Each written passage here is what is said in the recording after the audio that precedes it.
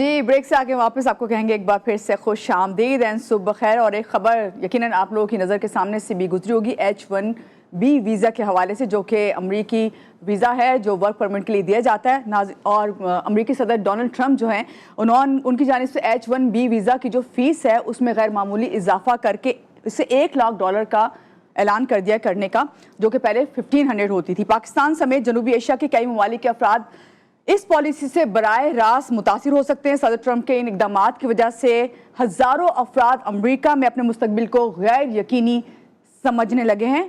वो लोग भी जो वहाँ रह रहे हैं और वो लोग भी जो अभी वर्क परमिट के लिए अप्लाई जिन्होंने करना था।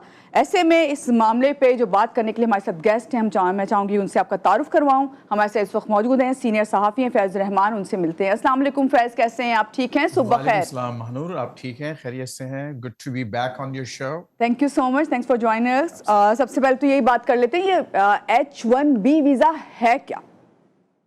देखिए, जैसे कि आपने अभी खुद इंट्रो में फरमाया कि ये एक्चुअली एक वर्क परमिट, एक तो जैसे ग्रीन कार्ड है जो कि परमानेंट रेजिडेंस, यानी आप आ सकते हैं, रह सकते हैं, किसी भी कंपनी के साथ काम कर सकते हैं, अपना बिजनेस कर सकते हैं।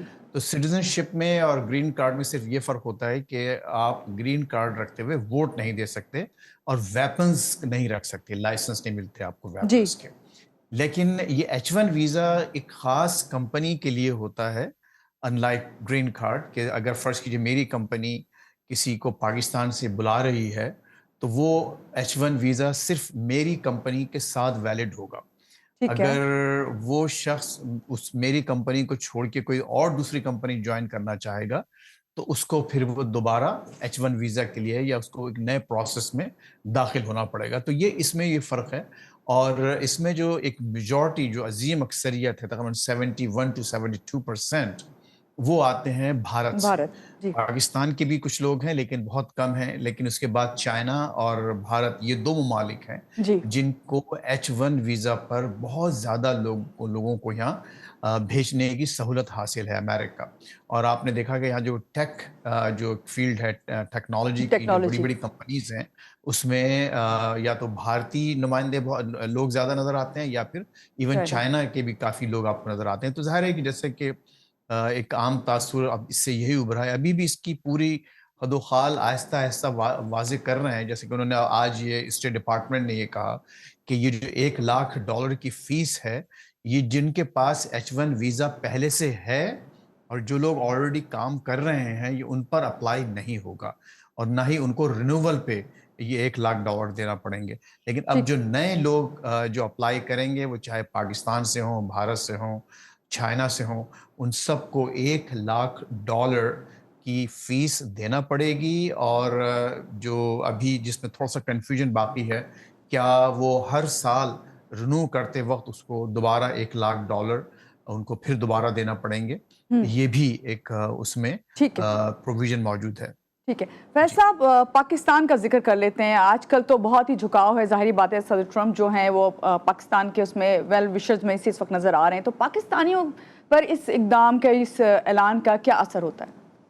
अच्छा, अब देखिए, इसमें थोड़ा-सा मैं एक कॉन्टेक्स्ट उसमें वाज़ेह करूँ। एक एक इसमें एक बैड न्यूज़ और गुड न्यूज़, बताइए कौन-सी बात पहले करूँ, गुड न्यूज़ या बैड न्यूज़? पहले बैट कर लें, फिर गुड सुन लेते चलिए, हैं। पहले बैड। देखिए, बैड न्यूज़ तो ये है, बिल्कुल जो वाज़ेह है कि ज़ाहिर है वो लोग इस वक़्त जो, अगर कोई कोई कंपनीज़ ने, किसी कंपनी ने उनको स्पॉन्सर किया है H1 वीज़ा के लिए और वो अप्लाई कर रहे हैं, प्रोसेस में हैं, जी। तो ज़ाहिर है उनके लिए तो ये ऑलमोस्ट तकरीबन एक नामुमकिन एक मरहला है कि वो नहीं उनको मिलेगा ये वीज़ा, जी। अनलेस ये कि वो $1 लाख का क्या मतलब होता है? कोई 3 करोड़ रुपया पाकिस्तान के, और हर साल मुझे नहीं, हाँ, मेरा ख़्याल है 2.5-3 करोड़ हो जाएगा। तो ज़ाहिर है कि ये किसी भी बस की बात नहीं है कि वो ये फ़ीस दे सकते। तो this is the right. Bad news. अच्छा, दूसरी इसमें एक गुड न्यूज़ की बात ये है कि पहली बात, जो पहला हिस्सा गुड न्यूज़ का, पाकिस्तानियों की तादाद इसमें बहुत कम है जी। इससे मुतासिर होने वालों में बनिस्बत भारत के और चाइना के। अच्छा, एक दूसरा और जो एक हिस्सा है इस गुड न्यूज़ का, वो ये कि अब देखिए, जो इसका मतलब ये हुआ कि अब जो कंपनीज़ हैं, वो अफ़ोर्ड नहीं कर सकती कि यहाँ नए H1 वीज़ा पे लोगों को बुलाएँ।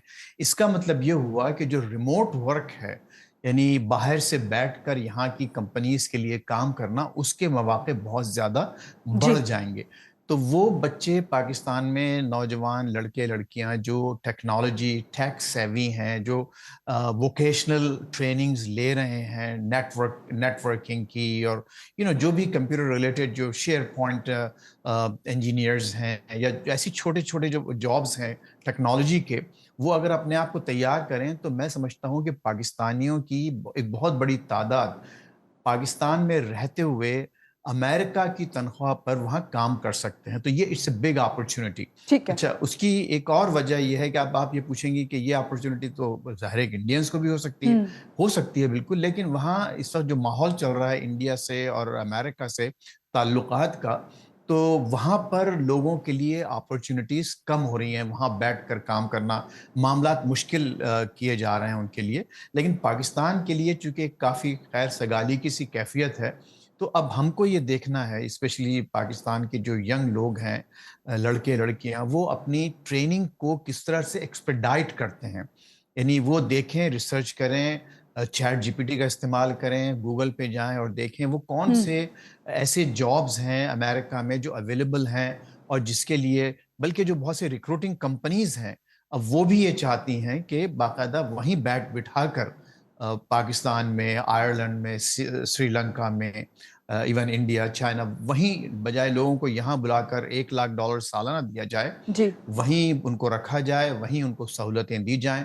تو یہ I think that's a good news for. اس سے پہلے تو دیکھیں نا، صرف 1% سے کچھ لوگ آ رہے تھے ہمارے پاس امریکہ میں، لیکن اب یہ اپرچونٹیز جو ہے زیادہ اوپن اپ ہوں گی اور لوگ گھر بیٹھ کے امریکہ کے لیے کام کر سکتے ہیں، جی بالکل. بشرط یہ کہ وہ اپنی کیپیسٹی بلڈ کریں، اپنی نالج ایکسپینڈ کریں اور اپنے آپ کو اس کے لیے تیار کریں. ایگزیکٹلی. اچھا فیض صاحب، اگر اسے وائزلی دیکھا جائے تو ورنہ یہ ہوتا تو یہی ہے نا کہ دیکھیں جو بھی ٹیکنیکل اسٹاف جاتا ہے یا وہاں پہ کچھ بھی کمپنیز کو جوائن کرتا ہے، کہیں پہ بھی جاب اس کو ملتی ہے، تو وہاں پہ نہ صرف وہ سیکھتا ہے بلکہ اسی کنٹری کو سرو بھی کر رہا ہوتا ہے. تو ایسے میں اتنا بڑا اضافہ کرنا اس فیس میں، اس کے پیچھے کیا محرکات آپ کو نظر آتے ہیں؟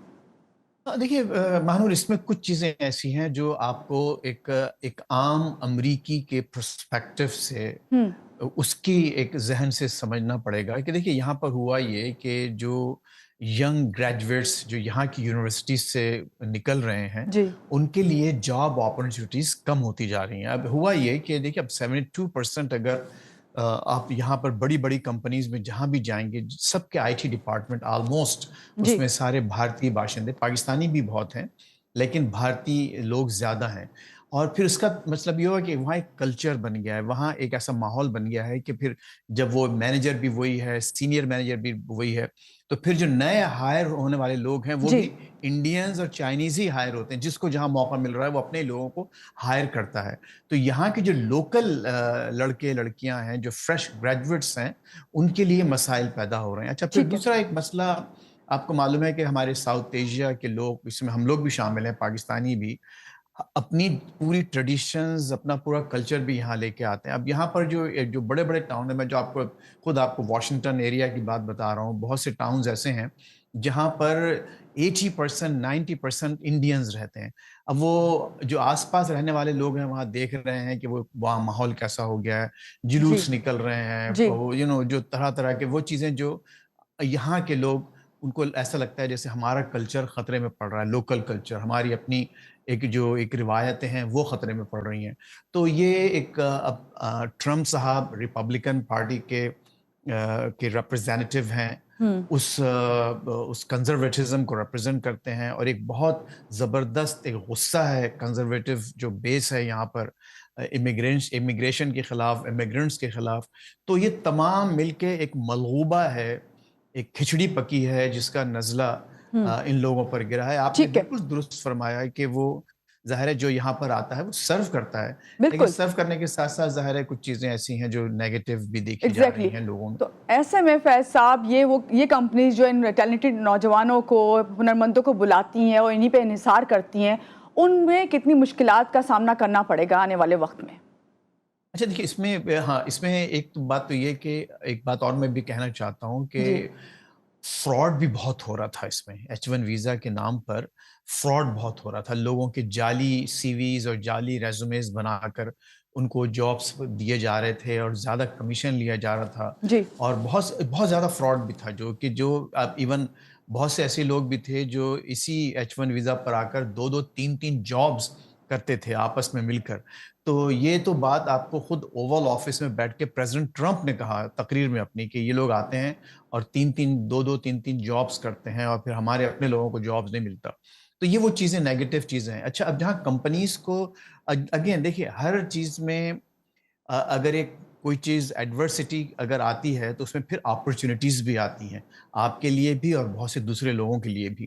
تو ظاہر ہے کہ اس وقت یہاں جو لوگ رہ رہے ہیں جس میں خود ہمارے اپنے جو لوگ ہیں پاکستانی امریکنز یا اور بھی دوسری کمیونٹیز کے ان کے اپنے بچے جو یہاں سے پڑھ کر گریجویٹ ہو رہے ہیں جو سیکھ رہے ہیں ان کے لیے تھوڑا سی ایک بہتر اپرچونٹیز بنے گی کہ وہ اب ان کو جی جابز ان کے لیے زیادہ کھلیں گی بجائے یہ کہ H1 والے ویزا والوں کو یہاں کے جو سٹیزنز ان ہیں کے ان کو لیے ایک جابز ہوپ ملیں جو ہے گی. وہ قائم ہو گئی ہے. بالکل بالکل. صحیح اور آپ نے دوسری بات یہ کہ کہی. ظاہر ہے کہ یہ کمپنیز جو ہیں وہ اب ایک نیا ٹرینڈ آئے گا کہ وہاں بٹھا کر لوگوں سے کام کرائیں گی.